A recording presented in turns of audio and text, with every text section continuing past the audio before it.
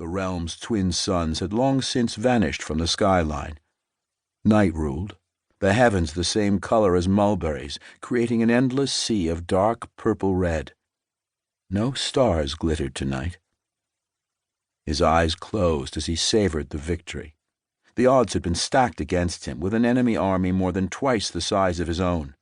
So last night his brother, Sin, suggested Puck sneak into the enemy camp, kill a Walsh commander, ash the body, and take his place. Not easily done, but done all the same. In his new guise, Puck had instructed the soldiers to ambush the Connaughts, and ultimately led the entire army into a trap. From there, reaching the king had been child's play. Sin could look at any situation, any man, and somehow discern every hidden weakness. Puck sometimes wondered what weaknesses his brother perceived in him. Not that it mattered. Sin only ever sought to protect him, doing anything, everything to ensure he won every battle.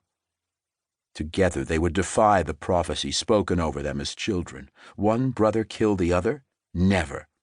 Puck and Sin would rule the 5 clans together, and nothing would come between them. A bond as strong as theirs could never be broken.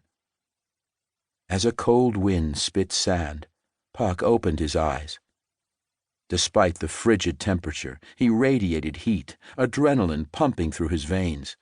Sweat mixed with the blood of the vanquished splattered on his torso, dripping down every ridge of muscle. In the distance, someone shouted, "Victory is ours!" Other cries followed. "The Walsh magic is ours! We've won! We've won!" Jubilant cheers rose, a familiar chorus. He trained with, suffered with, and bled with, and for these men. To Puck, loyalty was far more precious than gold, diamonds, or even magic. "Return to camp," he called. "Celebrate!" In unison, the soldiers surged toward the campsite just beyond the dunes, a sub-realm tucked inside a realm, hidden by Sin's magic. Puck sheathed his swords and picked up the king's blade, the perfect trophy. Pride lifted his head as he followed his men from the battlefield. More dead bodies and a surplus of severed limbs littered the path, the air saturated with the copper tang of blood and the stench of emptied bowels. Carnage never pleased him. It also never bothered him. He refused to shy away from violence. Threaten his people? Suffer. The day he showed a foe mercy was the day he condemned his clan to bondage or death. Remaining in the shadows, Puck slipped through an invisible doorway, only accessible to people who'd been branded with Connaught magic. For anyone else, the doorway remained closed. Oftentimes, men, women, and children walked past without ever knowing a sub-dimension existed a mere arm's length away. Suddenly, tense, blazing fire pits, soldiers and their females surrounded him. The death stink evaporated, replaced by the aroma of roasting meat, hard labor, and sweet perfume. A maid spotted Puck and closed the distance, interest glowing in her eyes. "Hello, Your Highness. If you be in need of a companion this evening—" "Let me stop you there. I never go back for seconds."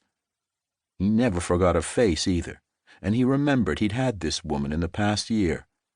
Before he'd ever climbed into bed with a female, he'd made sure she understood his one-and-done policy. Disappointment shadowed her expression, but, done with the conversation, he sidestepped her and made his way to the fringes of camp, where he and Sin had both erected a tent. A cold move on his part, yes, but necessary. Puck wasn't like other royals. While most princes kept a stable and traveled with their fillies even during times of war, Puck refused to bed the same women twice. He could not risk promoting a romantic tie with anyone. A romantic tie would kindle hope to marry. No marriage meant no loving queen. No loving queen meant the prophecy remained unfulfilled. Although truth be told, Puck adored everything about the feminine softness he'd been denied most of his life. He loved kissing, touching, and the build of anticipation, sweaty bodies grinding together, creating friction, moans and groans and breathy sighs in his ears, the bliss of finally sinking deep inside his lover. Sometimes,